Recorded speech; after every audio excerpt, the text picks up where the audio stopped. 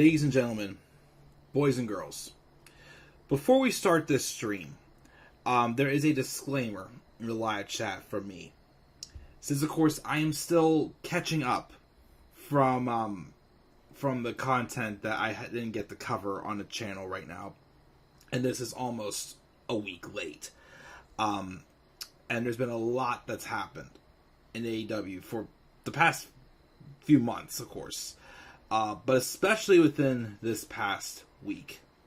Unfortunately, there's two people on this cover currently whose futures are currently in doubt, as we don't know what's going to happen with both of them, as there's injuries and suspensions involved after what all happened with that media scrum. But we will talk about that media scrum, just not now. The reason why is because I want to look at this show, because what happened after All Out with the fallout of the media scrum and everything else that happened, it broke my heart. It really did, especially the fact that it involved four of the best today. And somebody who I thought I would never see wrestle again. And looking at it that way, it would make you look back at this show and it's like, well, it was just a waste. And I can understand how, what happened afterwards impacted this show. I do agree. But my thing is I want us to look at the show and enjoy it for what it was. Yes, it was not the strongest AEW pay-per-view. It was a little better than I thought it would be. I thought the matches we got, like what we got in the show, it did what it needed to. I feel like, it hit like the right notes. There was a couple matches, well, one specifically that I was very disappointed in, which we will talk about that. But I felt like this was still a good show. It wasn't the greatest pay-per-view, but it was still good. Like I said, it was better than I thought it would be. So there's, because of that, and moments that I still enjoyed on this show, involving some guys whose future in the company is in doubt with, due to, again, to injuries and suspensions and what else not. I want to review this show and still be able to enjoy the show for what it was, and not think about what happened after the show. So like I said, I want to save all that stuff for my Dynamite review, whenever this weekend I do get to that one. There will be a lot to talk about when it comes to that media scrum and Dynamite. So for now, let's talk about All Out. What is going on, guys? This is the Club of the Man 1993. We are live here once again, catching up on content, and we are going to be talking about this past Sunday's pay-per-view, AEW All Out 2022. It took place at the Now Arena in Chicago, Illinois. So this card, my overall thoughts going into All Out, my expectations were set pretty low compared to most AEW pay-per-views I've seen so far. First and most importantly, too many matches. Way too many matches. Including the buy-in, which I did not watch. There were 15 matches in total. 4 on the buy-in, 11 on the main show. There is one match on the buy-in, though, that I've been told was pretty good. I never got to go watch it, but I keep hearing good things about it. And it kind of doesn't surprise me either that it was good. But on the main show, I guess, here's my thing. I felt the matches did what they needed to do. It just wasn't the most standout material I've seen. Like, compared to last year's All Out, how legendary that show was, this one was a good pay-per-view. I still think if you would have cut like the card almost in half, I feel like you could have I feel like the show could have been looked at better than it was. And of course, the fallout afterwards, it's stuff that just affected my grade for the show. I still thought it was a little bit better than I thought. I thought the ending was what it needed to be. Like, that's one thing I'll give All Out the credit for than what WWE did this past weekend. The ending was what it needed to be. WWE, though, of course, didn't hit it on the right note at the end. But still a great show. I still would, though, kind of have to give the rub the Clash at the Castle, though. Just slightly. There was things that they did right, but something they didn't do right. And All Out things they did right, but didn't do right. I just still think a good half of these matches, you could have seen no different on Dynamite than from on this show. And like I keep saying too, not everybody needs to be on the card. If the whole point of doing 15 matches to get everybody on the card, that it's not special. Not everybody needs to be on this card. They don't. So, I'm hoping in the future that they cut back on the amount of matches. But before we get into it, let's just check the live chat first, see who we got. We just got Tyler. He thought SmackDown was weak tonight. We will talk about SmackDown when I get to SmackDown. He's sick of Roman as both world champions. He thinks that CM Punk is an egomaniac. AEW's full of their egos. Jericho should win the tournament and the AEW title. And he gave the show a D. Okay, like I said, I'm sure he's probably basing that also more on, the fallout and how the show is pointless now, which I do somewhat agree. But like I said, I want to grade this as if I hadn't seen the media scrum yet. That's what I want to look at it right now. I know like the fallout can impact it as well, but my thing is too is if we're waiting to see the fallout, it could be something further down the line that will go back to this and say, oh, well, then that was pointless or whatnot. So, what's the point of grading it based off what happened after the show than what happened during the show on All Out? So, let's just quickly just go over the results of the pre-show. The buy-in. The first match, which was added after I did my preview and predictions last week, was this mixed tag match for the AAA mixed tag champions or whatnot. Sammy Guevara and Ty Mello versus Ortiz and Ruby Soho. Only thing that I know about this match was apparently there was a maneuver where it looked like they dropped Ruby Soho on her head. Apparently she is okay though, which is good. But Sammy and Ty retained. Okay, again, I didn't see the match. The second match was Hook versus Angelo Parker, and Hook won, which, should have. Again, I still think 2.0 is basically jobbers, and I don't give a crap about them at all whatsoever. We had Pac versus Kip Sabian for the AEW All Atlantic Championship, and Pac won that. I didn't get to see what Sabian has done, because I don't think Sabian's been on TV ever since him and Miro split shortly after Revolution in 2021, I believe it was. But I still wasn't the biggest fan of him either way. But I didn't get to see the match, but who knows how he did. But Pac retained as he should have.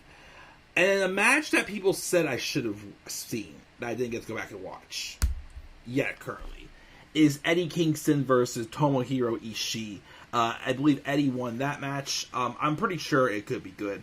I've seen Tomohiro Ishii wrestle a few matches, and he has like a kind of like a big man, like vicious, strong style chop and whatnot. I'm pretty sure I can see him and Eddie having very good chemistry. But like I said again, I can't really judge the show that match because I never saw it. But this is a quick breeze through of the pre-show matches. Well, the buy-in matches. I'm sorry. Let's talk about the opening match, which was this casino ladder match, 8-man casino ladder match. Andrade El Idolo, Rush, Dante Martin, the Ring of Honor World Champion Claudio Castagnoli the Ring of Honor Pure Champion, Wheeler Yuta, Rey Fenix, and Penta El Zero Miedo. This match was alright. I think it definitely was not one of the best ladder matches I've seen, though. There was a few strange spots. Like, when Andrade and Rush each made their entrances. In a ladder match, a casino battle royal a casino ladder match or whatnot, where, like one person comes in every few minutes, you would think that, they would be like rushing out there, not taking their time, making their entrance on the way out. But then again, you're also like, what happens if somebody climbs the ladder and retrieves whatever is up the ladder, like the poker chip or, the Money in the Bank contract and, all that jazz. Like, when one of those two, either Rush or Andrade, was making their entrance, Wheeler Yuta was on the ladder. But Andrade and Rush did their whole entire entrance. And Wheeler Yuta had so much time to climb that ladder and win the match. But it's like he purposely did not climb it. So that was a little bit strange. The only big maneuver that I remember was, I think Andrade hit a Canadian Destroyer on the ladder or something like that. Other than that, I really don't remember too many other spots in this match. I really don't. The story behind it, of course, was the Joker. Who was going to be the Joker? Well, when it came time for the Joker, we had a bunch of people dressed in black with black masks on their face. And immediately I'm getting Retribution vibes. And I'm like, oh no. Who's here? Or whoever this is for, this person better be worth it. And then someone climbed the ladder and took the chip, and the guy unmasked, and it was Stokely Hathaway. So I'm like, okay, he's doing this for somebody else. Well, then someone came down with a devil's mask on, and they took the chip, and then they were gloating and whatnot, but we still didn't know who it was, even though it was kind of obvious who it was. But of course we were hoping it was who we thought it was, who it did end up being in the end, of course. And the person did tease taking off their mask, but then they go, nope, not happening now. So now the question is, of course, who is the Joker? And my thing is it better be somebody worth it. Especially it should be an MJF. If it was just some random no-name or whatnot, then this would have completely flopped. Because, like I said, this match was okay. But again, I think when I was rating, I gave it a B-. But like I said, if it wasn't for whoever it was that showed up at the end of the show, revealing who it was, then I definitely would have thought this match was a flop. Because this match was meh. It wasn't one of the best ladder matches I've seen, in my opinion. But that's how we opened the main show. Surprised this match was as early as it was. The second match was for the Trios Tag Titles. The Elite, Kenny Omega and the Young Bucks, Matt and Nick Jackson, versus Dark Order's Alex Reynolds and John Silver, and, of course, Hangman Adam Page.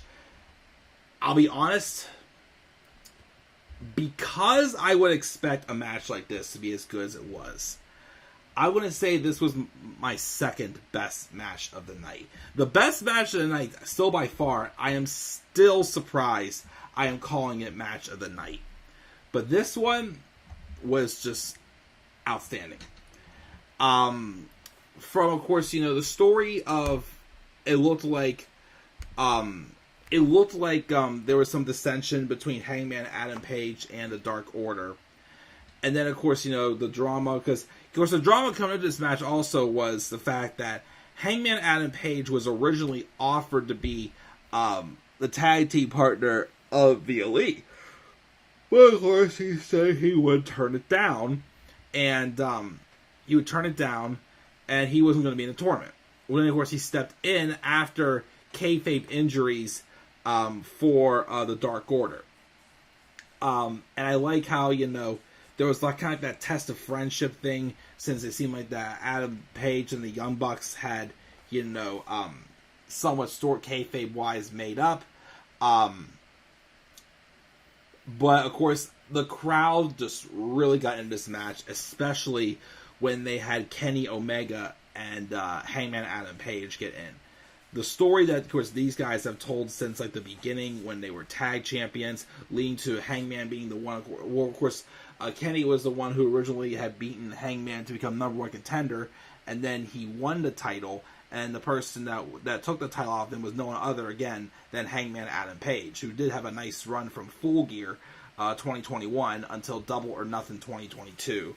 So he had a pretty strong run, I thought so. And of course, like I said, there was dissension as Hangman accidentally hit a buckshot lariat on one of the members of the Dark Order, I believe it was, to some of the near falls towards the end. Like, you went into this match and you were pretty positive that the Elite would win. But what's special about this was the fact that they made us believe that the Dark Order was going to win also. Some of the near falls they had towards the end was just unreal. And of course, though, I believe, what cost though was Hangman hitting that buckshot lariat on John Silver, and then the Elite taking advantage of that. And as we expected, at the time being, the Elite were your first ever, and I say were because what we'll talk about in the media scrum and Dynamite, but the Elite were the first ever AEW Trios Tag Team Champions, which of course we basically expected. Again, take away from, the fallout, this was an outstanding match. Probably, again, my second favorite match of the show. And again, especially, of course, that storytelling, of course, when they would have, like, Hang and Adam Page and Kenny Omega in there, just calling it back, as the last time, of course, Kenny was really around. He was getting ready to fight Hangman at Full Gear. And Hangman, of course, was the one to end Kenny Omega's 346-day title reign as well. So there was that match. The next match... Yeah, if there was one match that really disappointed me on this show, it was this match. This TBS World Title match with Jade Cargill and Athena. The best part about this, of course, was the entrances and like the costumes that these two wore. This, though, was not good. It was very disappointing, especially when Athena, I felt like, was the right... I said this in my preview. I feel like the TBS title can be used for a female who is up on the rise.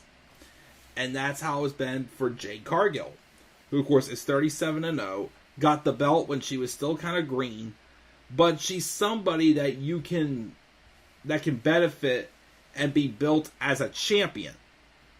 Athena, of course, we all know how good Athena can be.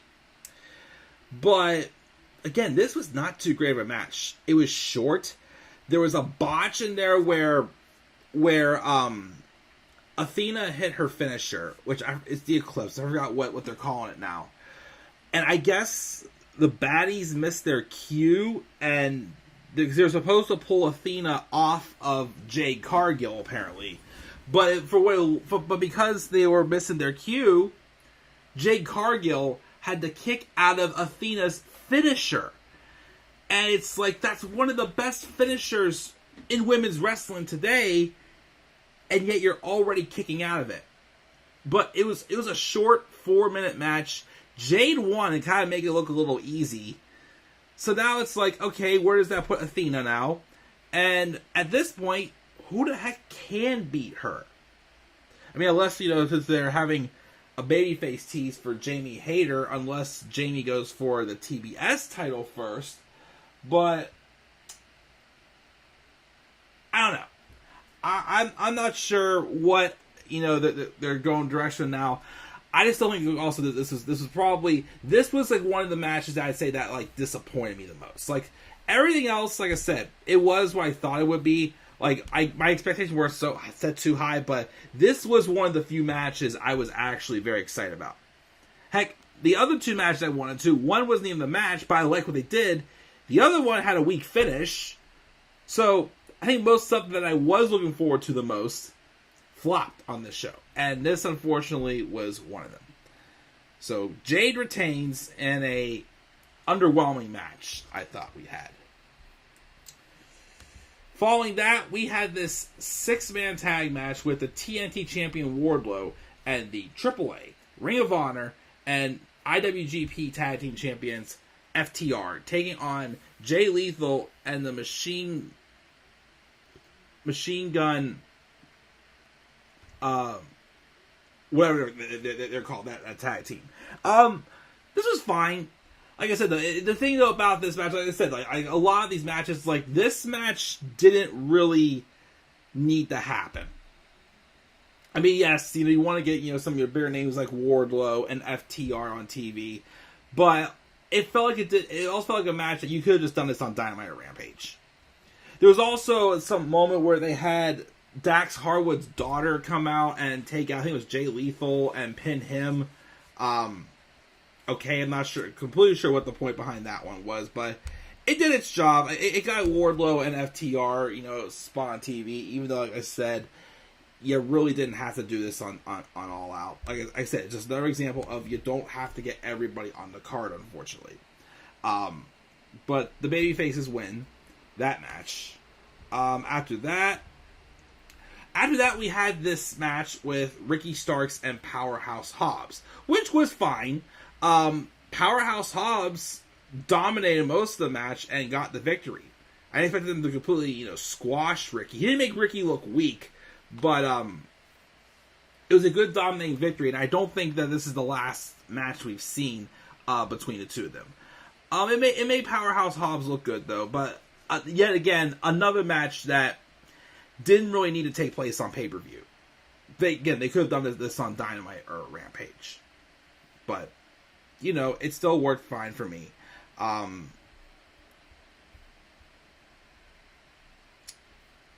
Let me go to the live chat, check and see where we're at with the live chat right now. Nothing really new, so I'm going to keep going now. So this was a dominant match.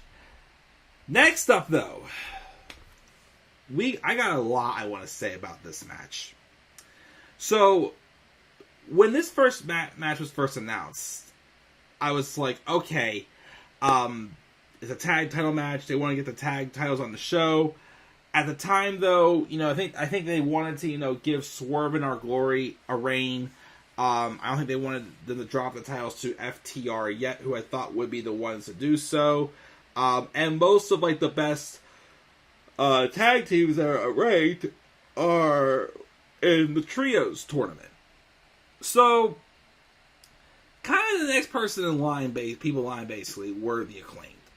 And look, I went into this match thinking that, okay, the Acclaimed are good, they've improved, but I don't think they're that good that I want to see them be tag champs yet. Oh boy, was I wrong. Was I wrong whatsoever? The Acclaim came out and got a massive pop from Chicago. And then when the match began, of course, we have the Keith Lee chants and the "Oh, bask in his glory! Oh, bask in his glory!" going for Keith Lee.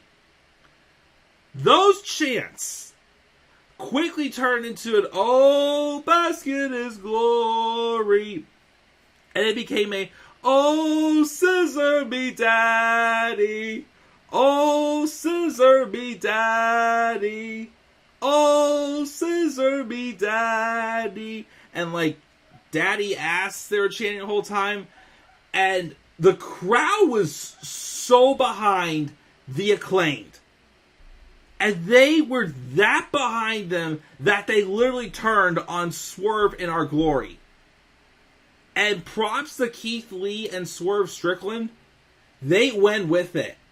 They healed up in this match. They were doing chop blocks. They were doing moves that were dominating, but you can tell it was not you could tell that it had a mean side to it. This was, again, my match of the night. I couldn't believe how great this match was, and I definitely also cannot believe how over the Acclaimed were. Like, it was that crazy that people were tweeting on Twitter saying stuff that Tony Khan needs to call an audible on this. Honestly, if they would have, I would not have blamed them. Because, like I said, the Acclaimed were so over. And they had near falls, like, so close. Like, back when we talked about the Trios tag title match, and they had, like, so many near falls, and they made it still the Dark Order was going to win at times. This match, I was starting to be convinced that the Acclaimed were going to go over. Again, they were that over.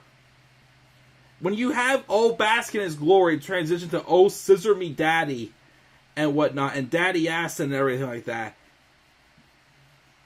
yeah, if you know how they say in the editors, the Acclaim have arrived. This was the show where the Acclaim arrived. Like, I saw this match and I'm like, now I can buy this team being World Tag Champions. I can. And because of how good it was, it is leading. Well, of course, Swerve in Our Glory did end up retaining, even though there was a couple of very close near falls that looked like at first that the Acclaim may pull it off. But this match was that great. They are doing a rematch at Arthur Ashe Stadium in 2 weeks. Which makes me believe there is a chance I think they could put the belts on the Acclaimed. People love the Acclaimed. Again, and the thing too, they were a team that started from scratch basically. And like what they're doing now was not getting over with the fans at first. Now look at them. I think it's because, like, you know, Max Caster, you know, is saying raps about some stuff that's so, like, true and real. Even if they've caused controversy, like, they're that invested in him that they want to hear what he has to say. Like, that's what makes them baby faces. You know, like, they're saying stuff that's, like, you know, you don't believe that they're actually able to get away with. So, like, that's how you get a team over. Realism and whatnot. I just still can't believe that I'm thinking this is my match of the night. Or heck, one of my matches of the year. Again, like this is incredible. I didn't have much expectation. I thought maybe like a solid tag match. This was a classic. This was an absolute classic of a match. Again, Swerve in Our Glory did retain, but I'm feeling they may pull the trigger at Arthur Ashe. They may give the tag belts to the Acclaim. You know, I still even think, too, that they were going to put the belts on FTR, but you may have to call an audible here and go, well, not audible, it's going to the match, but you might have to change, you know, the plans and give the belts to the team that's over the most right now. Well, FTR is over, but the newest, like, hot team, in fact, is the Acclaimed, which, you know, would be absolutely phenomenal. Oh, by the way, I forgot to mention, during the 6-man tag match with Wardlow and FTR versus Jay Lethal and the Machine Gun, whatever they're called, Samoa Joe returned during that match as well. I forgot to mention that. But yeah, my match of the night still personally is Swerve in Our Glory versus the Acclaimed for the AEW World Tag Titles. And I'm honestly wondering if they are going to go to Arthur Ashe and win the titles. Because again, Swerve in Our Glory really, really embraced like a heel side in this match. And again, it makes you wonder also, are they going to go full heel? I know, you know, they've had the story where, you know, Swerve, you know, likes to, you know, do whatever he has to win, while Keith Lee, you know, still likes to do things the right way, but Swerve does not want to do things the right way. But yes, excellent match there. Following that, we had the AEW Interim Women's World Championship match. Toni Storm, Dr. Britt Baker, DMD, Jamie Hayter, and Hikaru Shida. Another good match. I know a lot of people, including myself, were worried they were going to give it to Britt. I was still pretty confident they were going to give it to Toni, because they originally were going to give it to Toni if her and Thunder Rosa would have had the match at All Out before Thunder Rosa got hurt. But so it seemed pretty obvious that Toni was going to win, which of course, newsflash, she did. I think she's going to be an awesome women's world champion. Well, interim champion, of course, which, you know, as she said in her interview in the media scrum, that, you know, she gets it, it's called interim, but, you know, she's here to do the job, and she's still, you know, leading the locker room and this and that, so she's ready to embrace it. But there was a crazy near fall, though. Because I know a lot of people were worried that Britt was going to win, which we all love Britt, but we also know that she's been given quite a bit already so far, and fans are starting to get a little tired of her, unfortunately. But there was a moment in the match where you felt that Jamie Hayter had it in the bag. And she was getting ready to pin Hikaru Shida. But Britt Baker shows her true colors and pulls the referee out, preventing Jamie Hayter, her partner, from winning the match. And then it led to, I think, Toni Storm hit like a Storm Zero, but Britt like threw her out of the way trying to steal her victory. But of course it didn't work there. But Toni eventually would be able to get the victory over pinning Jamie Hayter, who I believe there was a segment where Britt tried apologizing to her and she didn't accept the apology. But yeah, Toni Storm is new AEW Interim Women's World Champion. I know I've said a few times that, you know, I love Toni Storm, but I still feel like she was finding her footing inside AEW, so I didn't think she was quite ready to be a champion yet, but we'll see what happens. I've seen this possibility that she could do it. We'll have to wait and see.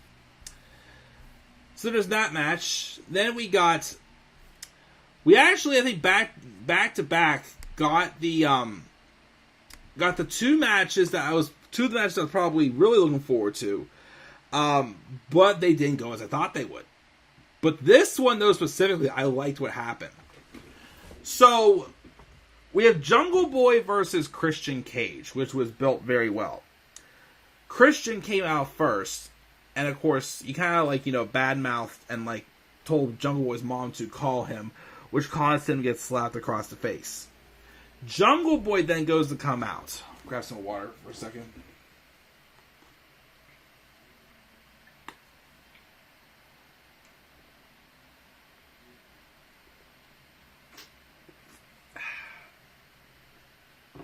Jungle Boy comes out, and then he turns around as if he's waiting for someone else to come out.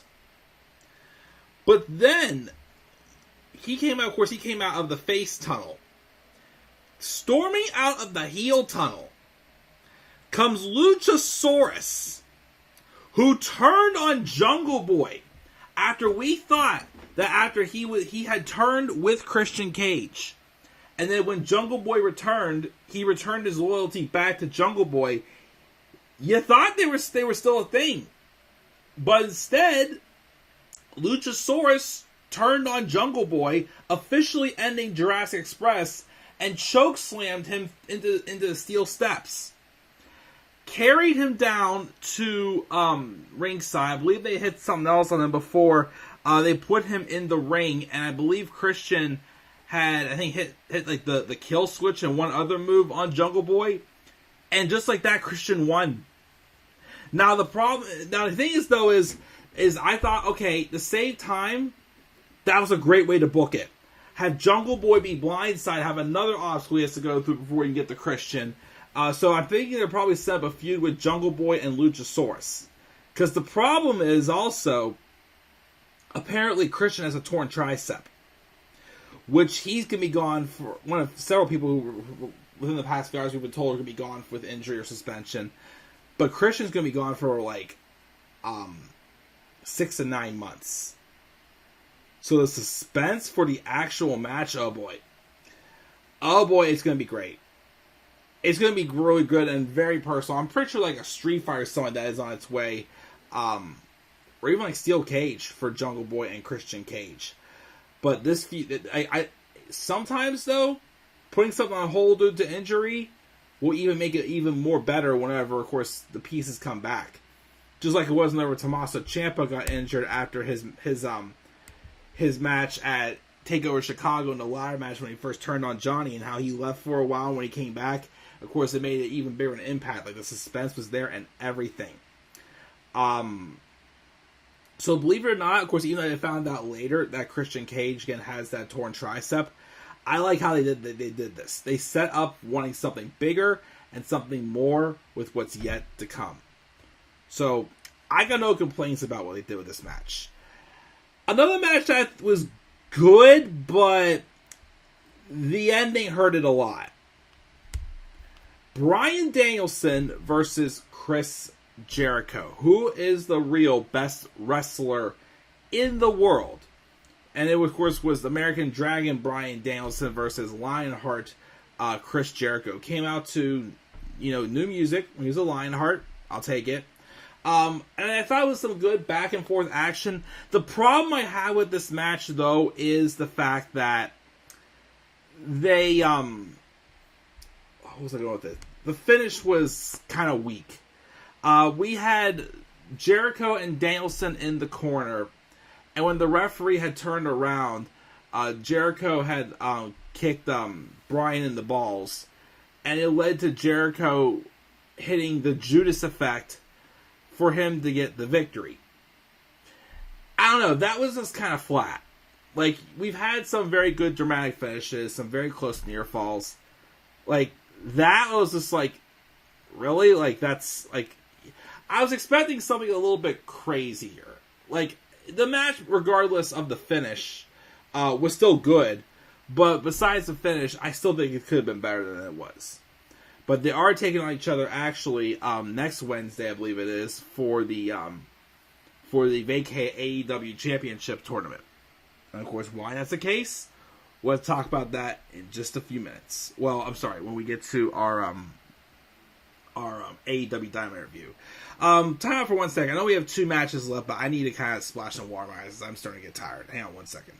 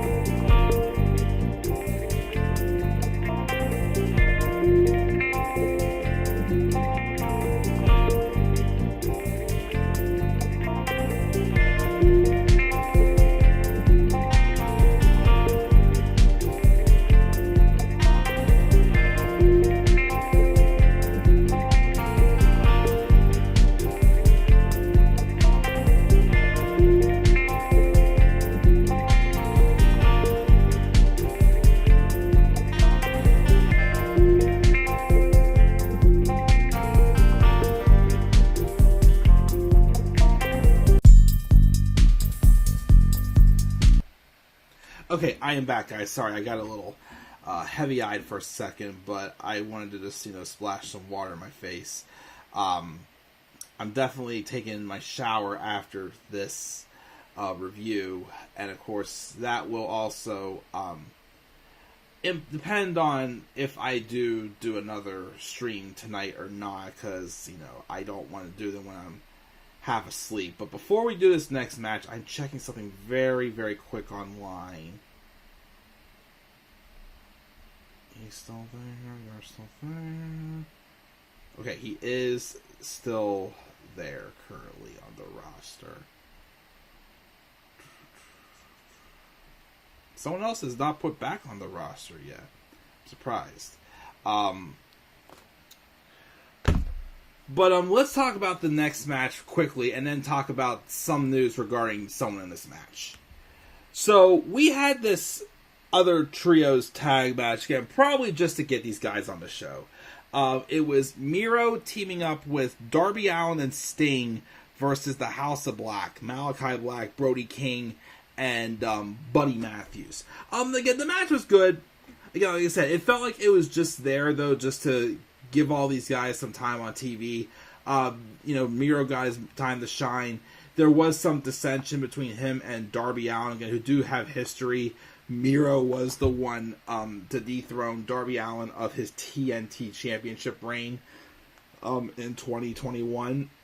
The House of Black looked good too. The most notable part of this match was towards the end, when it was Sting and Malachi Black face to face, and then Black went for his black mass, but then Sting sprayed the man who sprays people in the face with black mist of his own in the face of Malachi Black, blinding him and leading to Darby Allin pinning Black for the Last Supper to get the victory.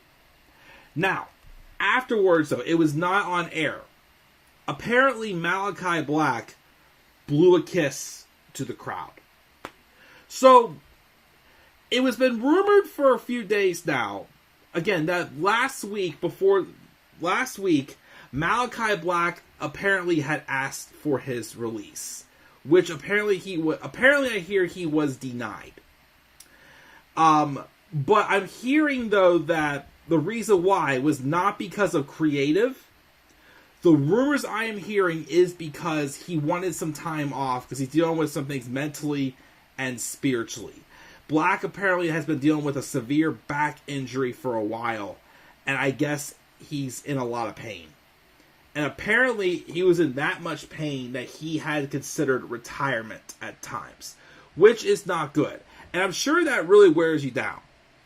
So I heard that things smoothed over, and I'm hearing also rumblings that, he was released.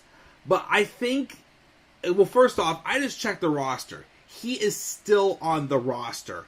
And AEW did, of course, update, the stuff with the champions for, the post-media scrum and everything that happened on Dynamite this week. They updated champions already. So Malachi Black is still on the roster. I don't think they should release him. I think the guy just needs some time off. So I think what they did is they didn't release him, but they at least took his obligations off him. That he's not obligated. He needs to take and he needs to take the time that he needs to heal up mentally and physically. So I don't know how long it could be until we see Malachi Black. I don't think he's gone from AEW for good. Again, if I was Tony Khan, I would definitely deny his release because, one, it doesn't have to be the way they release him. Again, they just give him some time off. If that's what you need, give him time off. But also, they released him, he could go back to WWE, which, I wouldn't be opposed to, but he's got something going here with the House of Black. And I feel like it's something that he shouldn't just walk away from so quickly.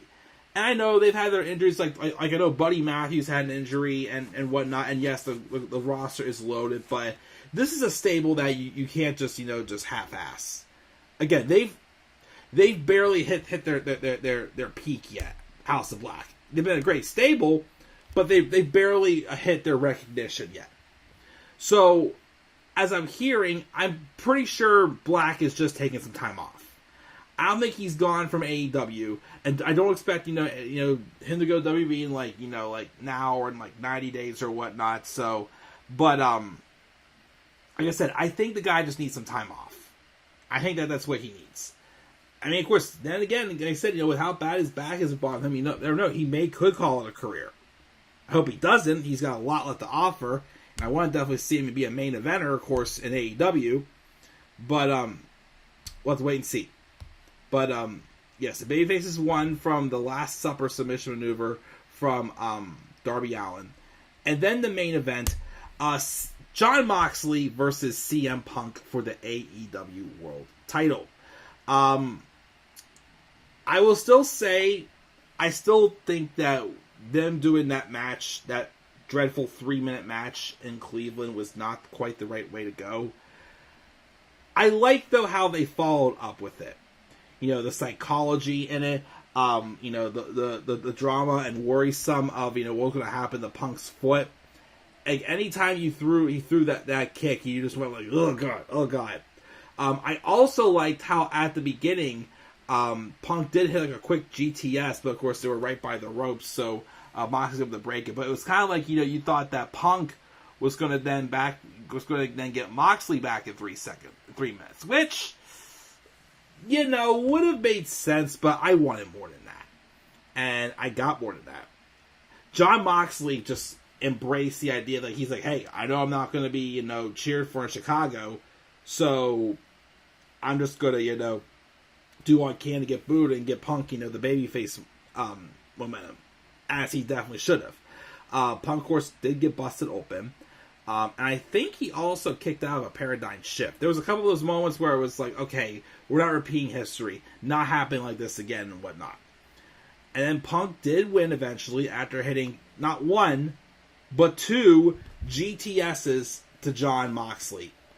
And Punk wins and becomes a 2-time AEW World Champion. In the midst of the celebration, though, the lights go out. And the crowd goes nuts, because what they're hoping happens is about to happen. So, there's this, I can't remember if they started playing the recording first or if they went with the old footage, but there was footage of CM Punk from back when he was in Ring of Honor cutting some promo about representing the devil. And then there was a recording of a voicemail of Tony Khan saying something like, it's been a few months now since your unexcused absences or whatnot. And basically he said, you know, he says, I want you back at All Out. I will, you know, it's what the fans want, and I gotta do what the fans want. Of course, I'll swallow a bitter pill and give you a large sum of money. I will not extend your contract. I'll put you in the casino ladder match. This is my final offer. You're not going to get anything better than this. And then it's dark still. And then you see walk on screen is the Joker again with that devil's mask on. Turns his back. Everybody's chanting his name. The mask comes off, and you can already tell by the hairstyle who it is. And the guy says, "For I am the devil." And then you see they throw some on, and it's a scarf, and he says something else. And then the lights go out again for a few seconds, and then the music plays. And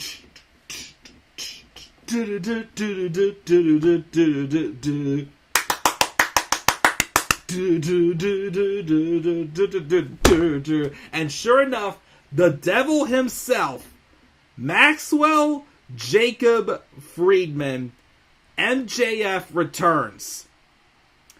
And let me put it this way. Again, there's been, of course, some rumblings about some drama backstage before all this happened. But before this whole media scrum, CM Punk was, of course, the hottest person being cheered for in the crowd. Well, I'm sorry, that's a lie. During that main event match, the person besides MJF who got the loudest pop of the night still was definitely the Acclaimed.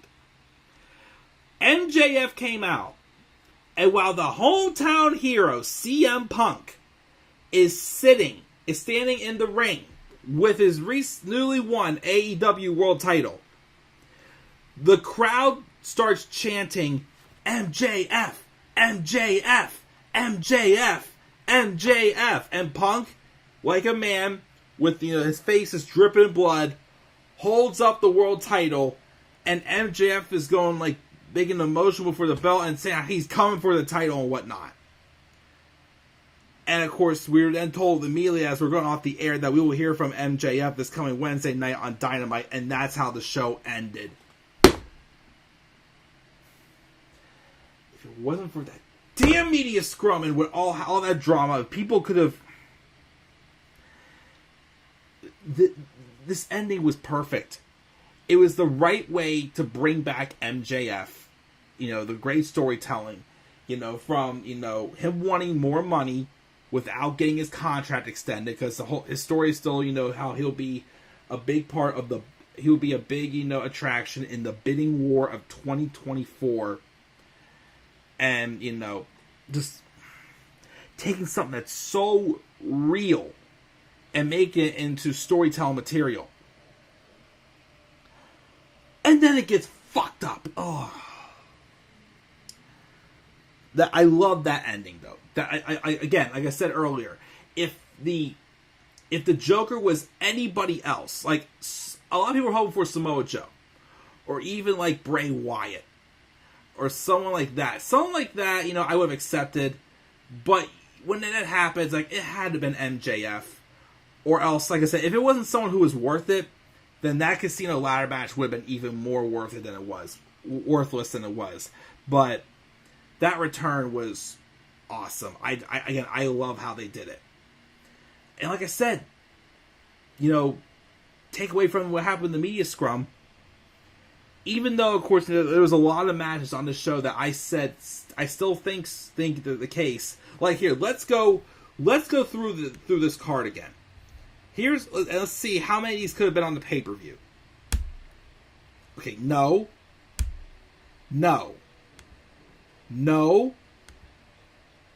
I'll give this one. Sure, because of it being a casino ladder match. It wasn't as good as I hoped, but yes. Yes. Could have been better, but yes. No. Well, if it was before... Here's the thing. If it was before the match was good, I would say no. But now I would say yes. Yes.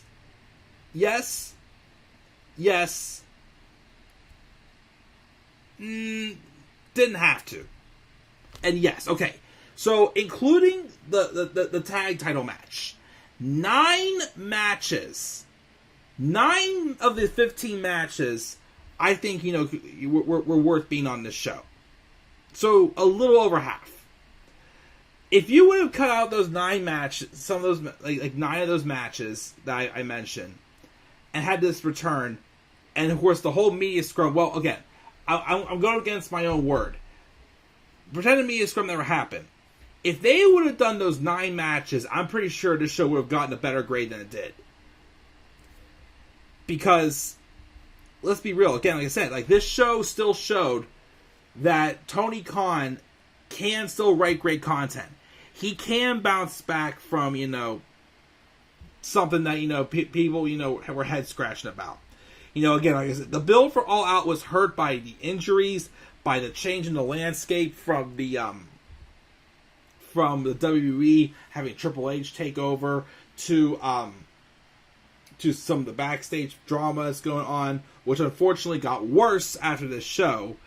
I still felt they pulled off a good show. I gave the show a B, but like I said, if it wasn't for so many matches, I think this show could have been like around an A- or whatnot. But I gave it a B, and I think, again, pre-media scrum, that is fair enough.